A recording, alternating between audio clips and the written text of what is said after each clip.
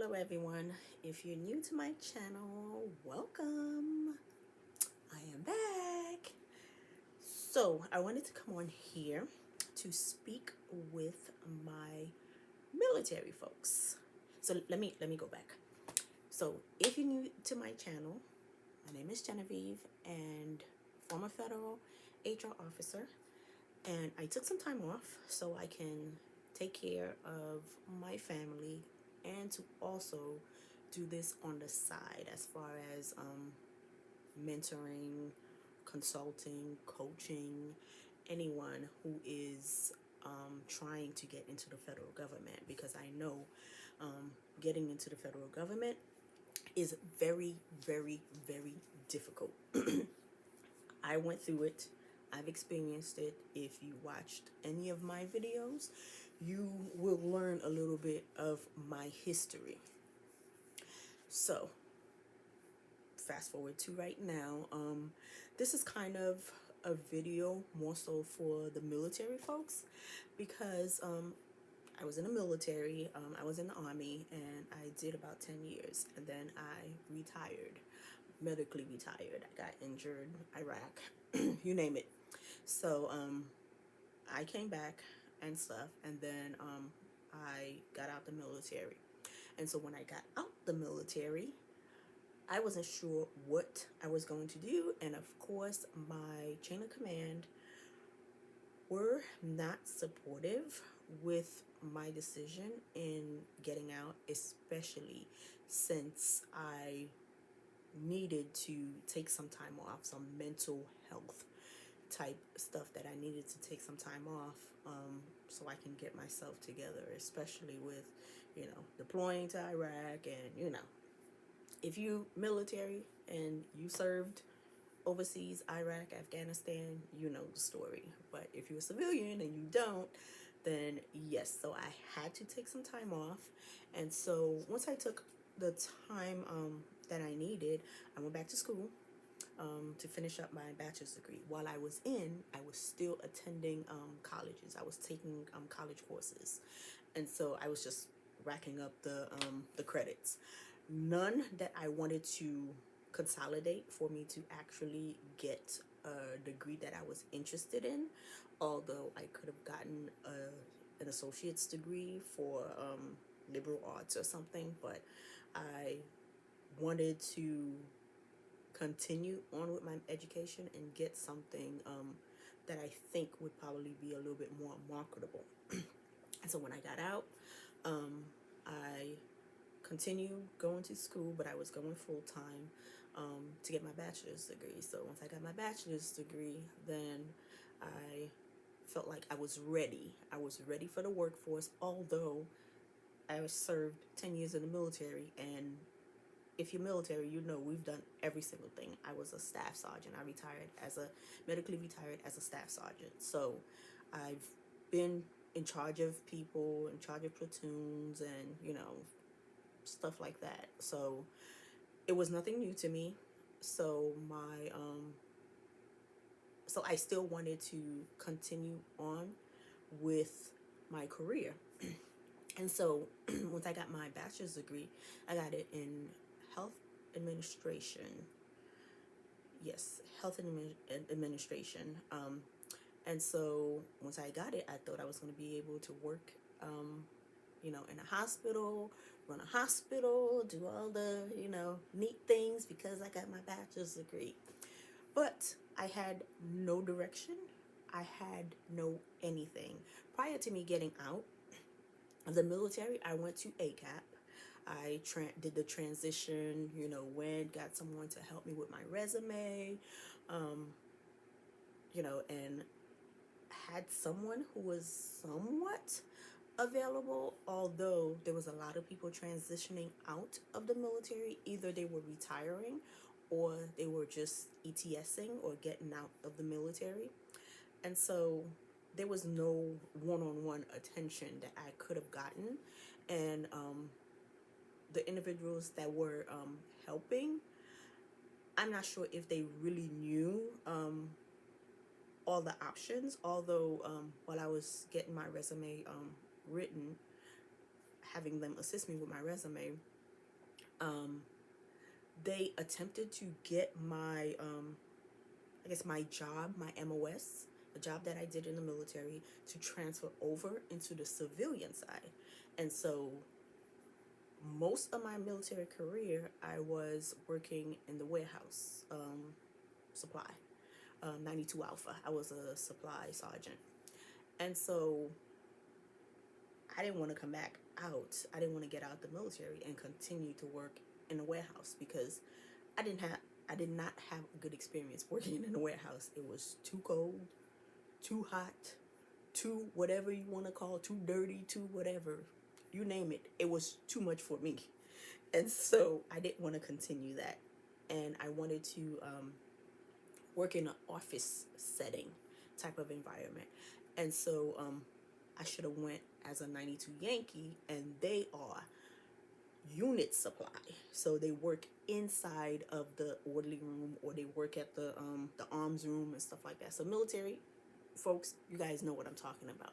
Civilian, that's why I'm kind of giving more information. So yeah, so I was not able to work inside as much as I wanted, although, we can take a break and stuff, and when we needed to process whatever actions, put the parts into the system and receiving and all that, supply stuff, we could do it inside. But if if an order comes in, we have to download it. We can't download it inside. We have to go outside. So whatever the element is, we still have to face the element. So didn't want that. And so I was stuck because I wasn't paying attention to everything that I've done in the military. So prior to getting out, I worked at the orderly room. And so as I was working in the orderly room, I was helping soldiers that were returning back from deployment. I was pregnant at the time, so I couldn't deploy again, which I had already deployed.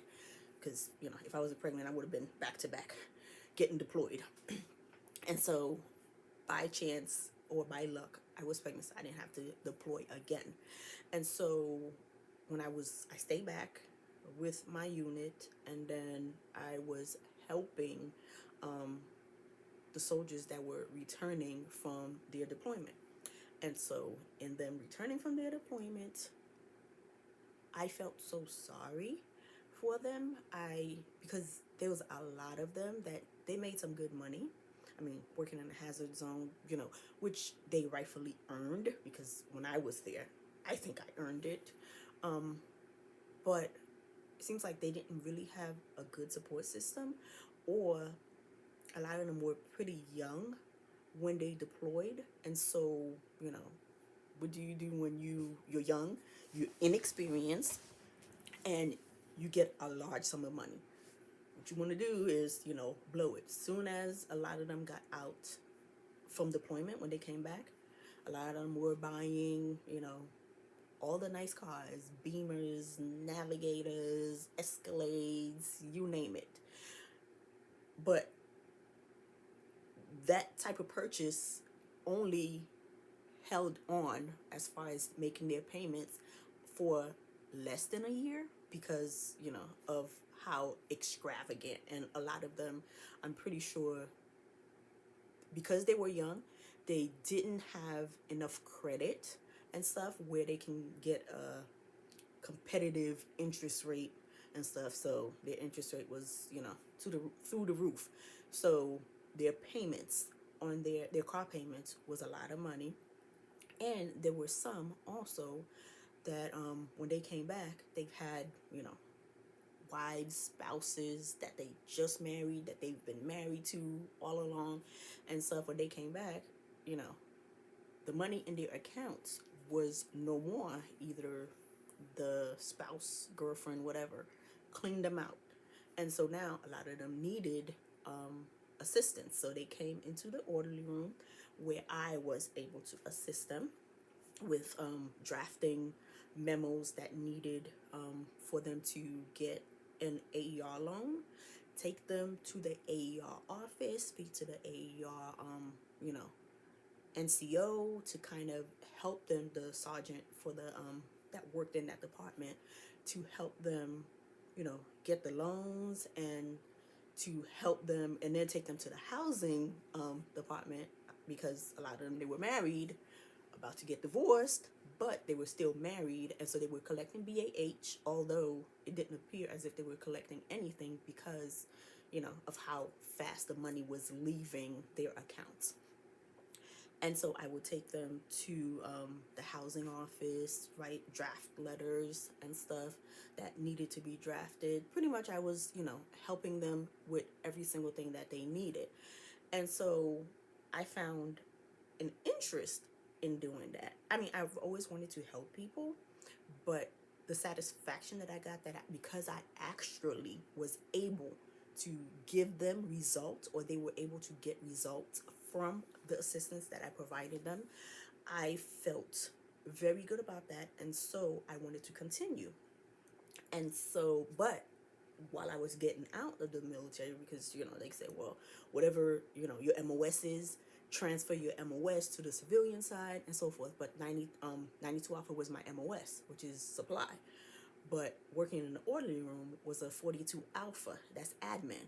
So I was like, oh God, how am I supposed to, twist this one? And so I did put my experience that I worked as a supply sergeant, although, because I was a supply sergeant, I was in charge of people, so I still had to write memos.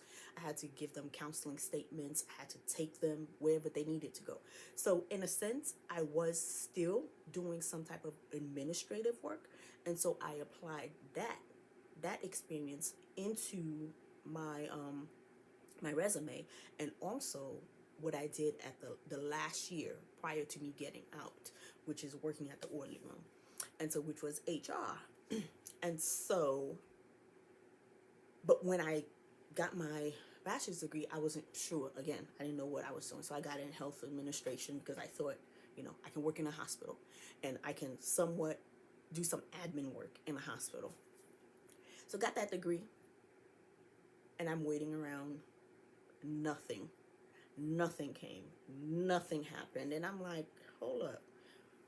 Why did I spend all these years getting this degree? And it was expensive.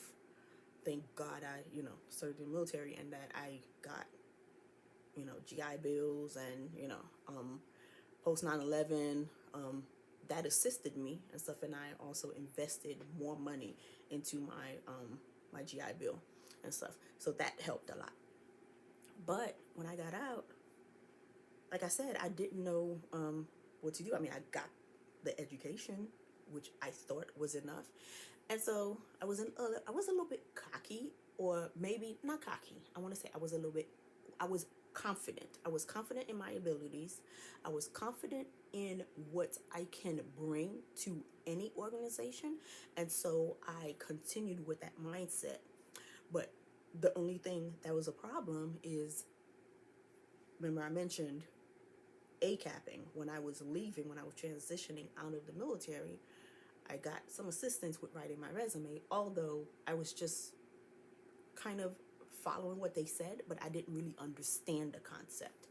And so looking back, oh my goodness, I don't know who I was trying to give or submit that resume to. Thank God, I went through a trial where I kept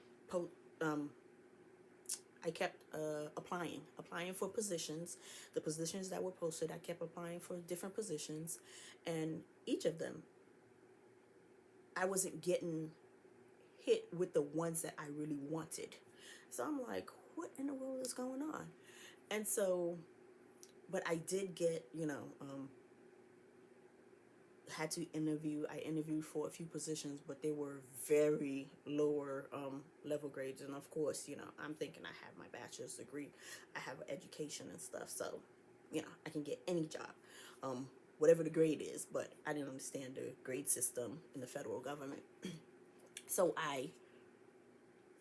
because I felt like I was being pushed into a wall because, I have this experience.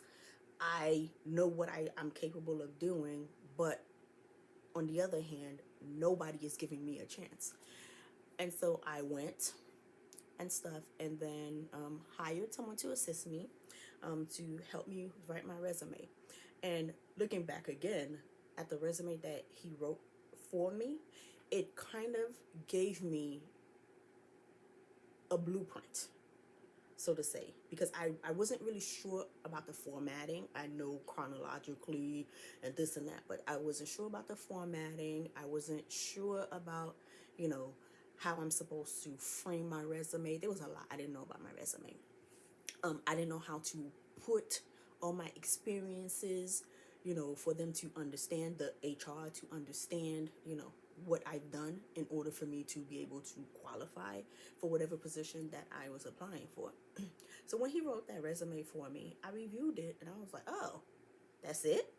I was like, okay, well, all right. So now, after he gave it to me, now I finessed it a little bit more because now I knew what I needed to do. And so I finessed it, I cleaned it up and stuff, made it much better. And I was ready to go. But still, nobody would have hired me. I wasn't able to find anybody to assist me, to tell me what I need to do. I wanted to get into the federal government. I didn't want to work in a civilian sector because I had military time. So hopefully I get to remember that part. When you get out the military, you have military time. You can use that military time to go towards your federal career, your federal job. And in you taking it to the federal side, the federal sector, to actually help with your retirement. It's good for your retirement and stuff. So if you serve 4 years in the military, active duty, if it's reserve and National Guard, and it's kind of difficult to count how many years. So that's why I use the example with active duty, because it's straight through, year round. You're in the active duty status, and so when you get out, you can use your military time and carry it over. But a lot of people, what they don't know is that if you want to carry it over, which it depends on the individual, it'll be a benefit to you. So let's go back to the example that we use with if you serve 4 years in the military. You serve 4 years in the military and then active duty, honorably, and then you come out and then you want to work in the federal government and you want to carry over those 4 years into your federal sector instead of you starting in the federal government, with no years of, experience under your belt. Because, and there's also another reason, because it helps with your leave, how many days or how many hours of leave that you're able to accrue. The more time you have, the more service time you have. So if you have 4 years in the military and you bringing it over to the federal side, then you're starting with 4 years as opposed to starting at zero. Because, once you get a certain amount of years in, you accrue, like I said, a certain amount of hours. And then those hours, trust and believe, those hours are needed. Because imagine you're starting a job and then, you get sick, especially around this time, what's going on with all these viruses and stuff. So you get sick, or your family members get sick, and you're just starting the job. How are you supposed to take leave? You can't even take leave. You can't take sick leave because you haven't worked enough for you to earn them. So if you served in the military and you bought back your time, then you can apply that time towards your federal career, which will help you get more leave hours faster. The sick leave, it's, standard all around. the amount of sick leave you get. It's just the annual leave. That's what is different levels, and each level is a certain amount of years that you have to spend in the military, or in the federal sector. So, with having that time, then you can, definitely continue. But like I was saying, you have to buy back the time. So it may be a benefit to some and it may not be a benefit to others, because for you to buy back that time, they, you have to go to HR, and then HR will work in unison with the the buyback military time. There's a department that handles all of that. So you would have to send all your documentation, DD-214, LESs, a whole bunch of stuff. I mean, if you need some assistance or stuff, reach out. You can see my information. It will be on the description area, and all of my other contact infos. You can reach out and stuff, and you can also book some services with me. So yeah, so you have that time that you can carry over because you purchased it, you bought it back. But again, depending on how much it will cost, because it's not going to cost you $50 or whatever, it's going to be, a nice amount, especially if you're just starting out. This is your first job, first federal job. You're out the military. You don't have another job on the side. Now, every month you can break down the payments. You can work that with the people. They'll ask you how much money do you want them to deduct from your paycheck every 2 weeks.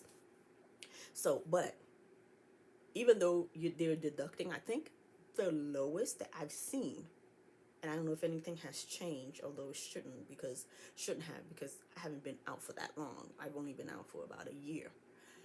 So I think the lowest that you can set an allotment for is about $50, or that they deduct from your account about $50 every 2 weeks, which is not bad. But how long does it take you for you to pay off whatever it is, whatever amount that you would need to pay off in order for you to gain your years of military service? And so if you don't have any money, or if it's not that much, let's say, anytime you served is time enough. But some people are factoring, is it worth it for me to spend that much money just for 4 years, or for 3 years, or for 2 years, or for 6 years? So instead, they're like, you know what? I'll keep that time, and then I plan on staying in the federal government as long as possible, so I can get that time back and stuff, where I don't have to lose any money, because I can't afford, to buy back my time. And then there are some who have a little bit more of an opportunity to gain every dime, or every time, every year of their time, their military service, to transfer over to the federal government. So those who get to keep their time are individuals who are retired. They're permanently retired from a disability. Now, if you permanently retire because you did 20 years, 25, whatever, and stuff, no, that's not the scenario I'm talking about. You have to have been injured, and you have to have found to have a disability that would permanently retire you from going back into the federal government. Although not federal government, into the military. Although there's waivers and stuff you can get depending on your situation. But if you want to get out and stuff of active duty, the military, and then go into the federal government and stuff, if you got out with any type of permanent disability, then you can transfer over that time, and then it's like you're continuing without paying anything. That is beautiful. Thank God. That's what I had to do, or that's what I was able to do. Not had to do. I wish, a lot of people had to do that. I'm pretty sure they wouldn't mind. This thing is bothering me. Yes. So if you want to keep your time and stuff, buy it. You can either buy it back, or, if unfortunately, or, you know, you get injured and stuff, it's not the end of the world, because you can still, perform. You can still, use your disability to help you and stuff, to help you keep your time, your federal time. So you'll just be continuing to stack up those years, and depending on how many years you had in the military service, then again it helps with your leave.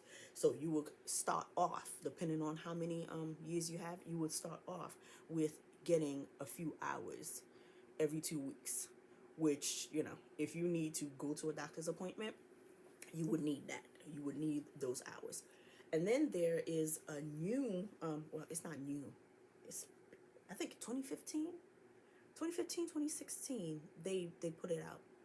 If you were in the military and then you got out and you were disabled, I didn't get to use it. So that's why, I'm kind of going off of what I was able to help people serving in the HR capacity, to advise people.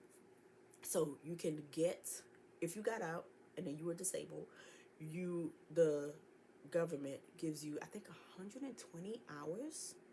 Don't quote me on the amount of time. I would have to go back and check, and then, let you guys know if you really want to know. So they give you a certain amount of hours for you to be able to go to your appointments, because they know you coming out of the military, you're disabled, you're gonna have appointments out the wazoo. So you're gonna need to go to your appointment, and so they're trying to, help you manage that, because they want you to continue to get your care so you can be a better federal employee. So they give you that time, but you have to provide a whole bunch of documents and stuff, and to verify. You can't just say I was in the military and I got injured and this and that, and I need to use that time. No, you need to provide a lot of documentation. I don't know how many times I have to say it, documentation, or I can say it, documentation. You need documentation for everything going into the federal government.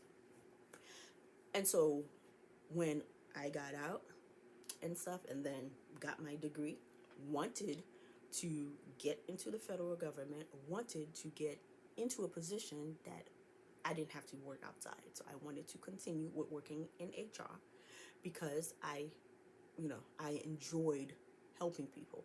I got a satisfaction from actually seeing results, as opposed to me telling someone, go do this, go do that.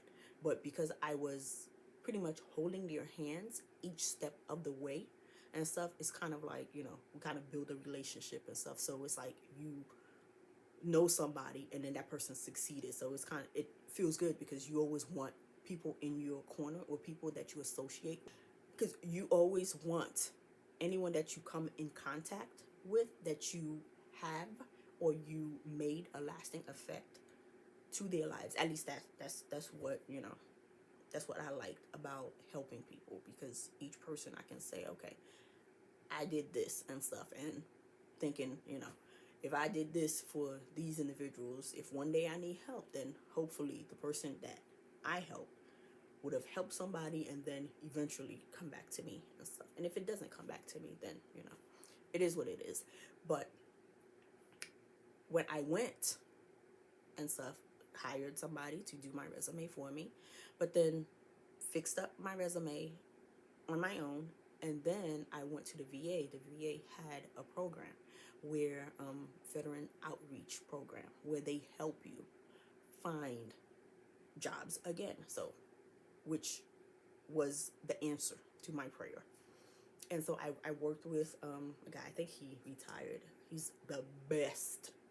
Oh my goodness. He is no nonsense. What I learned from him is, when you have to do something, you need to go do it. If you see a position that's available, or a position that's open, you have your resume available, and you have a few questions, you need to make some type of a contact with the person that may have contact with the hiring manager, HR, another person that works in that department, then they can give a good word. Or you can say, oh yeah, I know so and so and this and that. You got to use whatever you got to use for you to get, to what you want to get. So yeah, so he was able to help me.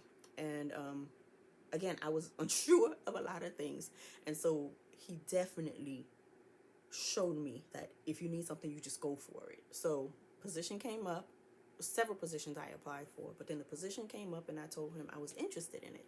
So he looked at it, he looked at my resume, and then he helped me again tweak up my resume. So it seems like it's not, it seems, back then it seemed, but right now, every position that is vacant, you have to tweak up your resume. You have to review your resume. You have to add whatever experiences that you've gained. And it doesn't have to be paid experiences. It could be volunteer work that you're doing. You can, if you're in a group or organization in your church and stuff, and you have some type of responsibilities, put that on your resume. Those are experiences. It doesn't have to be paid.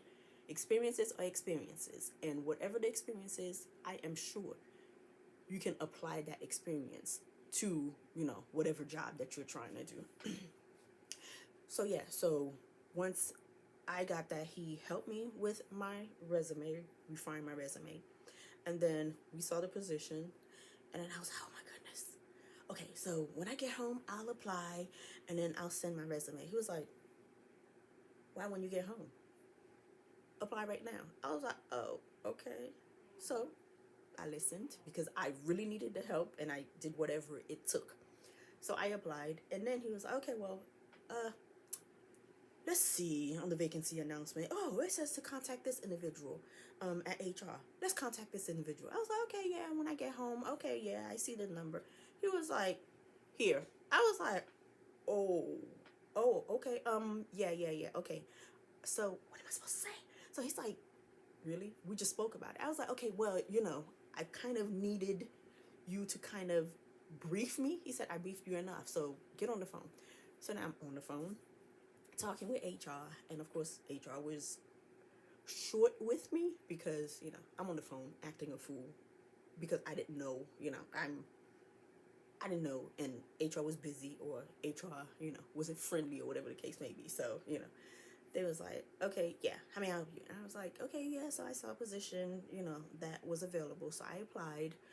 So I was wondering, is there anything else that I can do?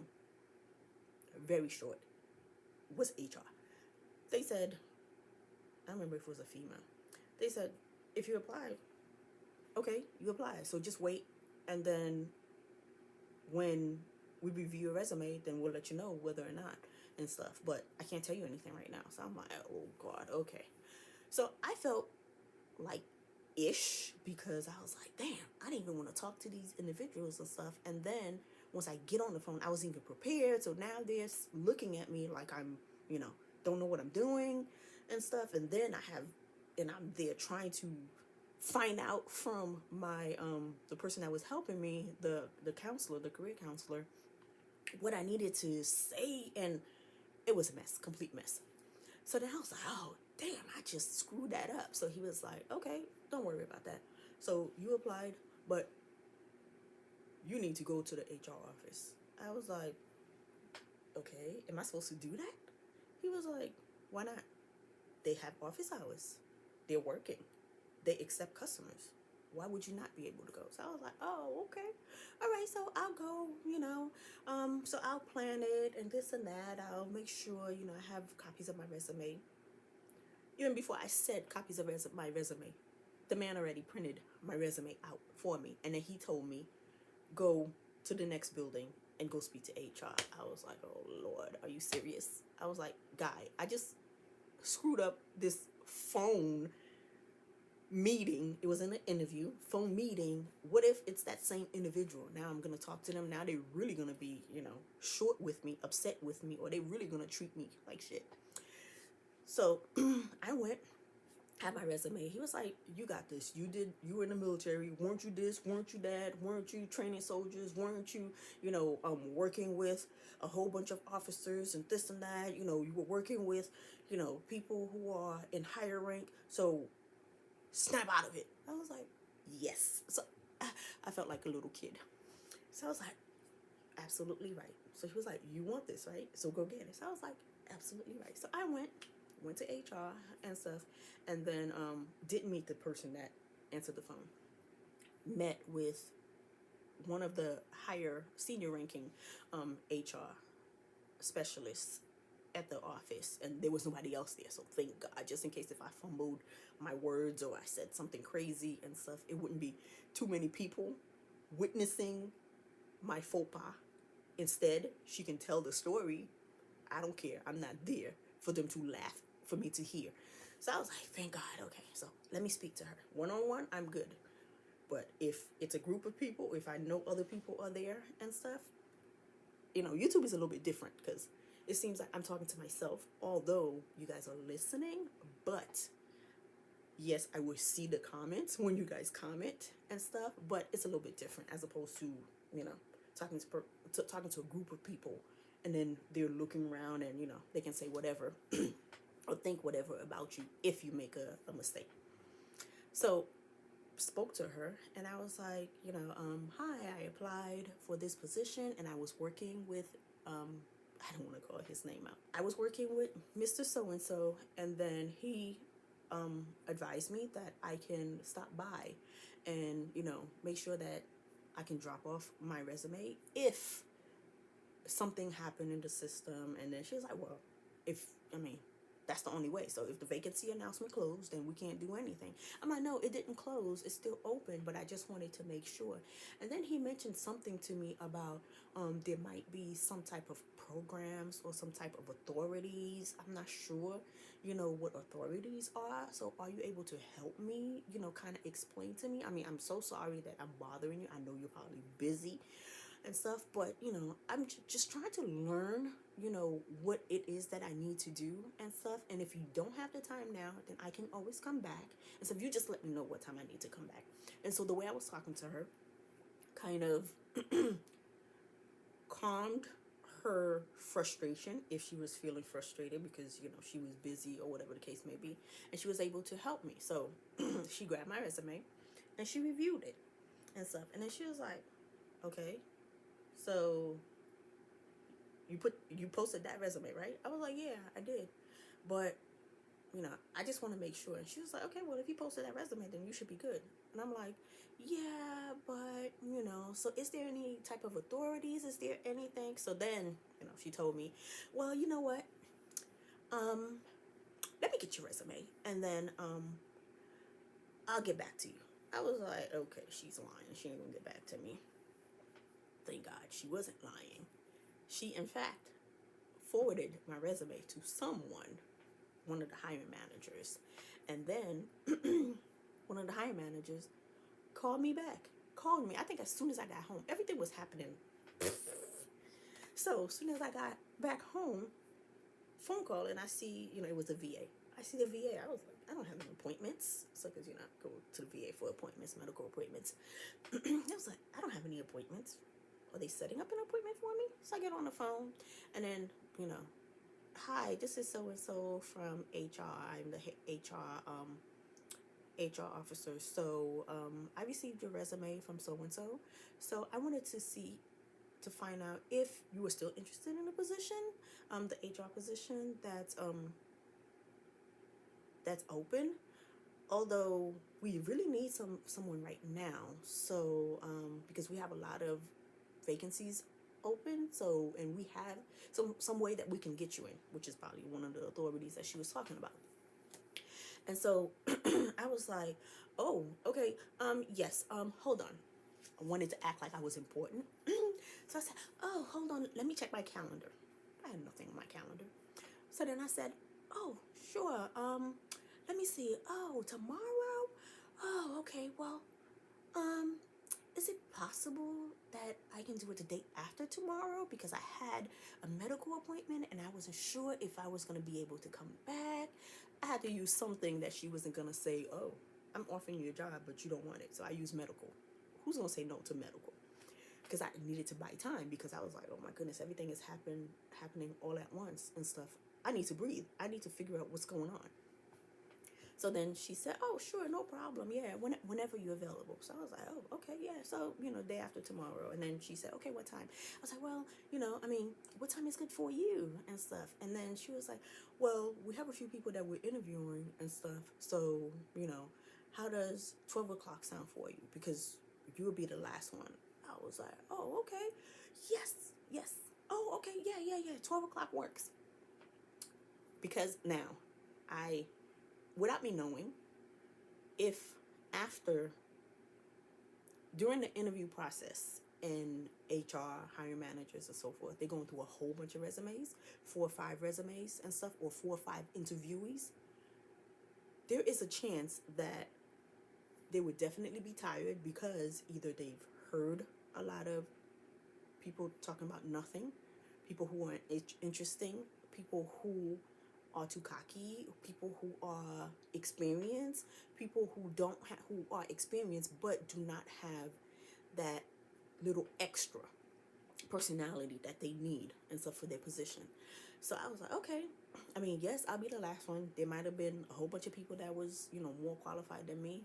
So, I'll still take it because I know I'm definitely gonna have to bring in my A game. So went to the interview and stuff, and then interview went well. And after the interview, right when I was about to leave and stuff, which is gonna be a key word for you guys, or key um, pointers for you guys.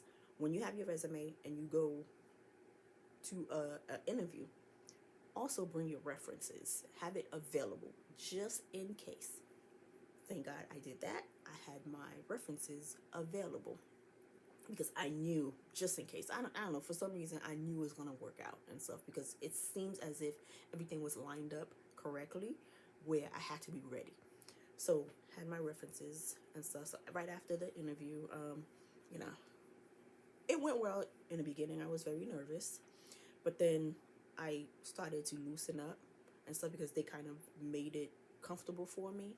And then I started to go back and think about, okay, I only have one shot. If I don't do this correctly and stuff, there's a chance that they would never call me again. And, and I don't want to leave a bad impression.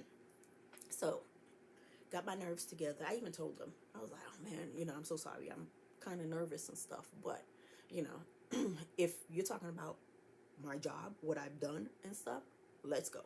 So they was like, oh, okay.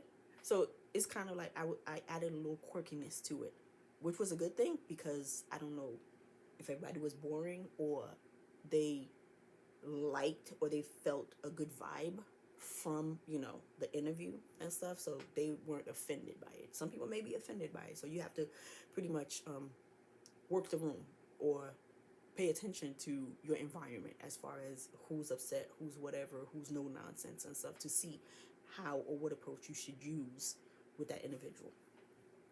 So yeah, so went on through the interview and stuff, and then every question I was, answering it and stuff, and then I was answering and giving examples. So now, when you go on an interview, they'll ask you the different questions and stuff. So when you're answering the questions, you don't just say, yes, I've done that. Okay? Because most of the questions are like, so have you ever dealt with this and that, and how did you handle it? So you can't just answer one part of the question. And if you're gonna say that you handled it a certain way, if you handled it in a negative way, find a way to clean it up, to bring a positive out of it. Don't forget that. And so, all the questions, I was answering them and stuff. And after I answered all the questions, and they said, well, do you have any questions? And I said, no, not really. I don't have any questions. You guys were very helpful and stuff. I had a whole bunch of questions. But, I had to act like, I didn't have too many questions and stuff, just so they can continue to be patient with me. So each question I ask and stuff followed after a question, an answer that they provided. But I asked the question and left it open for me to add more questions to it. So I started asking the questions. So I said, oh, okay. Other than I am so excited about this opportunity, and I just wanted to know, so what is a typical day like in the HR office? So then I was like, oh, okay, yeah, a typical day, you come in, you do this, you do that, and stuff. You'll be working under me, you'll be doing this, you'll be doing that, and stuff. And I was like, oh, okay, okay. Huh. So in working under you, is there a team? How many people, you have in that team? Because I work very well with people. However, I'm a go-getter. I take initiative and stuff. So either way, I'll know how to handle the situation. But I just wanted to know, you know, um, as far as how many other people is in the team, just in case, especially if I'm starting out and stuff, and there may be a lot of processes that I may not know. So I just want to know, instead of me always bothering you, if there's anybody else in the team that I can ask. I had to do it in a way for them to not, feel any type of way. So she was like, oh, yeah, there's going to be a few people and stuff. And no, it's not no bother. If you need any help and stuff, I'm always here to help you and stuff. And, and you'll be working. And I was like, okay, yeah. So in a sense, they kind of gave me the indication that I was hired for the position. So she said, then she took us out. She's like, well, if we were to hire you, because we still have a lot of people that we're interviewing, so she had to catch herself. So she said, if we were to hire you, then you would be working with so and so, so and so, so and so. I was like, yeah, right, I got you. I know y'all gonna give me that position. And so right after the interview, and so, but then when she flipped it around with saying there's a lot of people and stuff that she interviewed and stuff, and she still, there's a few contenders and stuff, so she just has to review them with the higher manager and stuff, the hiring manager. So I was like, oh, okay. So, that kind of slowed me down to, my confidence level. It kind of slowed me down or brought me back to reality. And so I was like, oh, okay, well, yeah, that is true. So about how long would it take for me to get anything back or hear anything back and stuff? And then she said, well, we're trying to get all this done right away because we need to get somebody in right away. So you should expect a call from us, in a week, in a few weeks and stuff. But, we'll reach out to you. So I was like, okay. So in about a week, okay, so I look forward to hearing from you in about a week and stuff, or maybe a few days. And then she was like, a week or more, because we can't really tell you because we're still reviewing resumes and stuff. So I was like, okay. She's still not upset with me, so she's still pleasant with me. So as I was leaving, I was like, okay, well, again, thank you for your time and stuff. I really enjoyed my interview session. Usually I hate interviews, but, interviews was done. Although interviews was done, I gave more of my personality and stuff, although they already knew what my personality was and stuff. It only works for some people, some individuals, and depends on how you do it. So, so I was like, okay, I really, appreciated your time and stuff. Usually I don't like interviews and stuff, but this one was pretty pleasant, and I hope, I didn't ask you too many questions, and, that you interviewing me was a little pleasant for you too. And stuff was a pleasant experience for you too. They was like, well, we've never been asked that, but, it wasn't bad. And,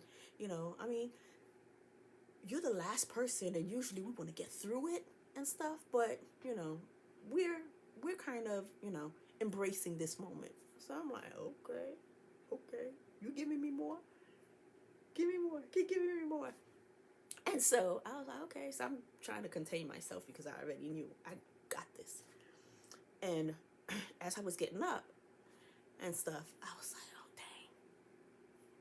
Should I ask them if I should leave my references?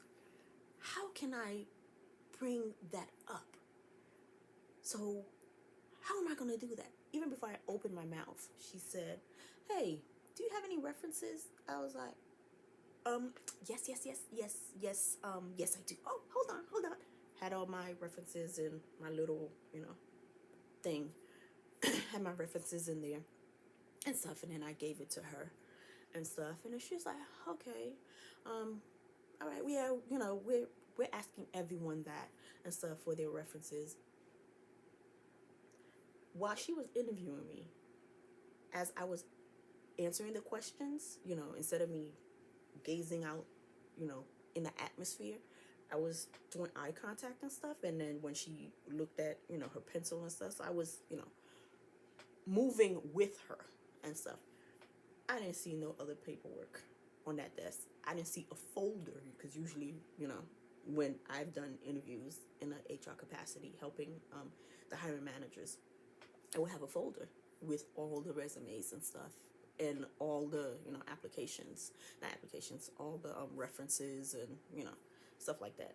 She had nothing, and she didn't even have a folder. All she had was my two or three pages of my resume and stuff. So I was like, okay, all right, lady, okay. So yeah, so when she asked me for it and stuff, I gave it to her and stuff. I was like, okay, well, thank you again, and I hope to hear from you soon and stuff. Thank you. This was awesome. So then she was like, yeah, it was pretty nice and stuff. So we'll reach out to you. So I'm like, oh man, a week, 2 weeks. Oh my goodness. Oh my goodness. Are they even gonna hire me? Is she really a good pretender to make me feel so comfortable that I think that I got this job? I was like, oh man, oh man, oh man, oh man, oh man. So I'm driving home and stuff. As I'm driving home, now I'm like, oh gosh, how am I gonna do this? Are they gonna call me? Dang. So because I had applied for other positions and stuff, so I continued on with the show and stuff. That one interview did not stop me from continuing with other interviews. So keep that in mind. Even though you have an interview schedule, don't drop everything else. Continue with your daily routine. If it's interviews that you have schedules, if it's positions that you're applying for, vacancies that you're applying for, continue doing that, because even though I had the indication that they were going to hire me, but I didn't get the word. I didn't get the offer. I didn't get the informal offer letter. I didn't get anything. So I was like, you know what? I'm gonna still continue, because I don't want to get too disappointed, because I had all my eggs in one basket, and then this basket crumbles. Now I can't even try to contain or try to see how can I sift through to get my other eggs. So made sure I had each of them separated and stuff, and was continuing each of them. So when I got home, I don't even think it was a few hours later, she calls me. I was like, look at God. She calls me, and I said, oh, hi. Because she, introduced herself and stuff. This is, so-and-so, yeah, I'm calling you back and stuff. I was like, oh God, did I forget something? What happened? Did something happen? She was like, yeah, so it's kind of quick, and I know I told you a few weeks, because we have to tell you guys that do you mind coming back to the office and stuff? I want to talk to you. I was like, wait a minute, what is this? This is different. What is that? You want to talk to me? Why would you want to talk to me? Is this an interview? Are you talking to me? Talking with me? With other people? I'm going crazy. Like, what is going on? So she said, no. I mean, we're still reviewing, we're still looking, but, if you didn't get this one, we wanted to see if you were interested in something else. I was like, oh, whew. I was like, okay, at least there's a hope that I would get something, even though I may not have gotten what I wanted, or what I thought I wanted. So I was like, oh, sure, yeah, no problem. And she said, well, just in case, let me know, can you stop by tomorrow? I was like, oh, yes. She was like, well, you want to come by in the afternoon or what? I was like, well, when are you available? I mean, she was like, well, I come in at 9, so about 10, I have meetings and stuff. So do you want to do around 11 right before I go to lunch? I was like, I will see you at 11. Go into her office and stuff. And then she sat down with me. Now, mind you, the way, I don't know, how civilian offices are, if those who are listening are a civilian, or how some military offices are. So she had her desk, and then she had a table where I guess she has meetings or she eats lunch or whatever the case may be. So I'm thinking, so I asked, may I sit down? And then she said, sure. So she comes around, pulls her chair to the table where she's, eats or whatever she does, She pulls her chair there, and then it's like we were close and she was talking to me and stuff, and she was like, yeah, so I was looking at your resume, I see you have that experience and stuff, but there's another position that I think you might be interested in, just in case, because I'm not the final approving authority, although I have a say so, but I just want to make sure that you're not cutting yourself short with concentrating on that position when there are other positions. I was like, in my mind, I didn't know there was other positions. Okay, yes, come on, let's go. So she's telling me about a supply position. I was like, oh Lord. My memory of the military, being outside in the element, I was like, oh God. But of course, I was like, oh, I didn't know. Oh, okay. So what kind of supply work would I be doing and stuff? And then she tells me, it's medical, with the VA, it's a lot of medical stuff. You'll be working with a smaller team, and they have, some medical supplies that they're organizing and stuff. But, if you're interested, let me know and stuff, and then we can stop this process and, push you forward and stuff to the other hiring manager who's hiring for the supply. I was like, I mean, I am so thankful that you're giving me all these options and stuff, but is it possible that I can exercise both options? Because I don't want to cut myself short. And so she was like, okay, well, that sounds fair. So I will do you a favor. I will still forward it up, but then we'll still be working your resume on this side. So I was like, oh man, thank you so much. And then she was like, we'll let you know. All I can say right now is either way, you're going to get a job. I was like, thank you, God. So yes, trying to cut this story and stuff because it might be a little bit too long. To tell anyone who is coming out of the federal government, do not be afraid of the challenge. Do not be afraid of the unknown, because you're coming out and you don't know what is going to happen, if you're going to be able to get a job, if you'll be qualified, if you're this, if you're that. So many ifs. If your time is up, you no longer want to continue your contract, or if you cannot continue your contract because you've served to the max as far as your retirement age and years and so forth,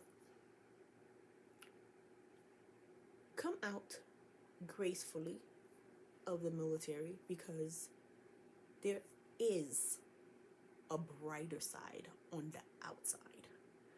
And so if you're unsure, take the chance. Do not, come out with doubt that you're going to get something, because again, when I got out, I knew what positions I held, what I did, who I worked with, who I worked for, who I communicated with, who I got a lot of accolades from. And so because I knew all those things, I wasn't afraid with coming out and being able to come out on the civilian side and getting, a position. So if you guys are unsure, and I know you can do ACAP or ATAP and stuff, depending on if you're retiring, it's a few years, and then if you're just ETSing, you have at least a year where you can start going, to work on your resume. Although it's up to what your chain of command allows you, if mission permits you to go and work on your resume and stuff, or to speak to a career counselor. So if you're speaking to a career counselor and you don't feel like it's as effective, hire a civilian counselor. Although the people that work at the ACAP, some of them were civilians, hire somebody else or get a second opinion, third opinion. The more people that you speak to that works with you, the more ideas, the more value you will get from the assistance that they're providing. So do not be afraid to reach out to people for help. Mind you, I went through two career counselors. Well, one real career counselor, but the other one was someone who helped me write my resume. And he did a good job with writing my resume, but there was a lot of things that he was missing because he wasn't sure of what I did in the military, so he couldn't really speak on it. So I had to expand on it when I got it back, and then I fixed it.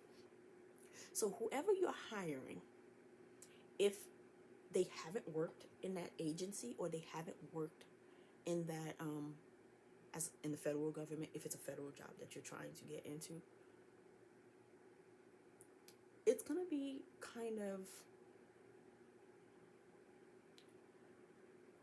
it won't be as simple as it would be if you're getting assistance from someone who is in the system, who's been in the system, who knows the system, because they will provide you a resume that can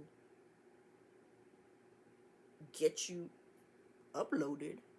However, depending on the position, it may not be, or it may not meet whatever specialized experience. It's a big thing with the federal government, specialized experience that you need for that particular position. Each position has a different specialized experience depending on who writes it, depending on the series, depending on the grade, depending on so many things. So if you're getting someone to help you write your resume and you're trying to get into the federal government, I would advise that you try your best to search for individuals who've worked in the HR capacity, that has worked in posting vacancies, reviewing resumes, because if they're reviewing resumes, they know what they're looking for. So if they know what they're looking for, chances are when you're applying for a position, they'll already know what that position is and what job or what duties is in that position, because they've had that experience, because they know, they know their stuff, as opposed to someone who's a civilian, and that civilian is not too sure. I mean, they may have written a few resumes and they've kind of gotten used to writing federal resumes and stuff, but there's some key elements that they may not be privy to because they have not worked in that capacity. I say all that to say, if you need help, reach out. Now, because I've worked in that capacity out of the federal government, taking some time off. I don't know if I'll be going back. We'll see. Stay tuned. But on the on my off time, I am also working, to help people write their resumes. I'm on Fiverr, and I plan on posting some stuff on Upwork as well. All of that takes time, especially since I have other people that I'm writing their resumes for and stuff, that's reaching out to me, people that I've worked with, not just HR, and even HR, people that worked in HR, because although they worked in HR, they may not know what they need to provide for that particular position, because what they did in HR wasn't reviewing the resumes, wasn't posting the vacancy announcements, wasn't this, wasn't that, wasn't this. So I still, they still reach out to me, especially if they want to advance in their career. They still reach out to me for me to write their resumes for them, review their resumes. And then again, I have other people who, I posted my stuff on Facebook, this YouTube channel and stuff. I've had a lot of people that I'm helping with drafting their resumes and also doing counseling services and stuff. If you have any questions as far as you're getting out, if you're in the military and you don't know what job, although you can, use that system where they translate whatever job that you should be doing and stuff, but that system may not see every single thing. So if you need someone to review and you can't find anybody else, or we have a thing and you kind of understand me, you kind of understand my quirkiness, my stutter, whatever the case may be, and you want to reach out and stuff, my information is in the description area. So reach out. I can help you write your resume. I can coach you, counsel you on setting up your USA Jobs account. It can be difficult. When I first started, I was like, what in the world am I doing? It's not until I applied to my later positions that I really understood what USA Jobs is about. And now, what's worst of all, since I've been out a year, the system has already changed. And I'm like, what the heck? So now I have to go back and refresh, train myself to understand what it is that, what new add-ons they added and how I can implement those add-ons to the individuals that I assist. Because I also, other than writing resumes, I also help with people with the application, the job application, to help them with all the questions. Have you served in the federal government, or this position that you're applying for? Have you worked in that agency, or have you worked in another agency, or do you have federal service? Do you have a SF-50? Do you have your D-214? Do you have your VA letter? Some of those things may be easy. The VA letter is just a letter that you get from the Veterans Administration for your disability and stuff. D-214, you get that once you leave the military and stuff. Those are a little bit easy, but it's the way they be framing these questions and stuff. And HR, we try not to be too confusing when we're framing the questions. The questions that we really have a lot of control over is the questions about the position. If it's a question about the agency, have you worked in that agency? Stuff like that, we don't have control over that. It's like USA Jobs, the system, originate or draft all these questions and stuff. So these questions can be difficult. There's still now, I was helping someone with their resume, and because I was helping them with their resume, I like to, when I'm helping somebody with their resume, I like to know what vacancy that they're trying to apply for, because then I know how I can really be effective in helping them. So I acted like I was applying for that position myself. You should see how many positions I've started to apply for, but then I didn't submit my application. So I'm getting notifications that the application has closed, or the position has closed, that vacancy announcement has closed. And I'm like, okay, cool. But yes, so when I was looking at it, some of these questions, I was like, are you serious? Can't you just be clearer with the questions? So if you ever, run across that and you want someone who has been confused enough where they understand what they are asking, because served in the HR capacity, and have answered those questions and have answered those questions correctly, and you need someone to assist you, I can, do a coaching call. If it's something simple, 30 minutes, or, if you want a little bit more time, an hour. And even if you want something a little bit more frequent, a little more consistent until you get your job and stuff, that's also something that I offer.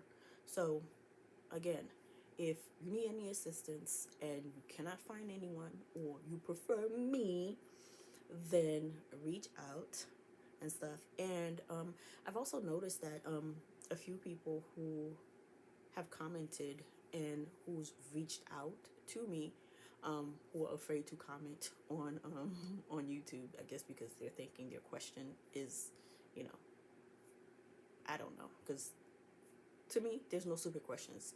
If there are stupid questions, then I've already asked all of them. So I don't think I left any more stupid questions for anyone. So if you have any questions, put it on the comment, or reach out to me. My contact info is on there.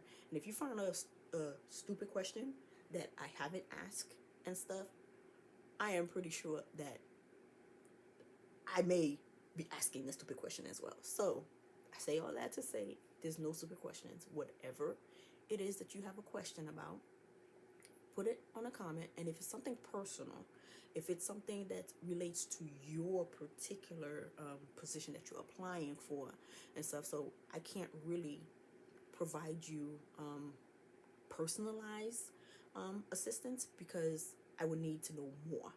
And in me knowing more and stuff, we would have to schedule something for me to, really delve into your question and to really delve in on how I can help you. So I don't know what else I can add and stuff, but military, if you're coming out, you're about to retire, or you're about to ETS, you've done your time, you want to do something different, you're ready for a change, come out. I would almost say the grass may be a little bit greener on this side of the fence, on the civilian side, as opposed to on the military side, because there's so much, we have to deal with formations and deployments and stuff like that, and, working 24 hours because you really don't have a 9 to 5. You're available. If you're a soldier 24 hours a day. So they can call you, activate you, formations at any time of day. So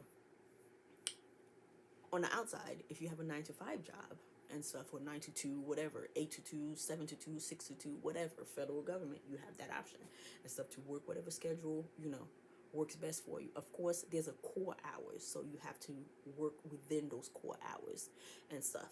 But if you have more questions on that, reach out to me. But I guess that's it. This may be the longest video possible, guys. I attempted to start off with just, hey, military folks, if you're coming out and you have any questions, reach out to me. Okay, thank you, bye. But I think I've said so much. So hopefully everything that I've said, you guys find value in. If you need me to elaborate on anything further, but I think I probably killed, that horse and buried it where you cannot pull it out and stuff. But if, you need me to elaborate on anything, put it in the comment box, in the comment below. Reach out to me and stuff. Let's chat. Let's talk. Let's get you ready for coming into the federal government. Now, next session, when I come on here, I want to kind of speak to individuals who want to get into the federal government but aren't able to because of either their status or their background. So don't want to drag this any further and stuff. So next time we'll talk about it and stuff. But in the meantime, hope you found value in this video. And if you're listening to this before New Year's, because it's December 29, 2021, Happy New Year's. I hope the new year bring you everything that you wanted: peace, joy, happiness, lots of money, whatever it is that you're looking for, whatever your heart's desire. I pray, depending on what you serve, pray that, everything is good for you, everything is to your benefit. Okay, talk to you guys later. Bye.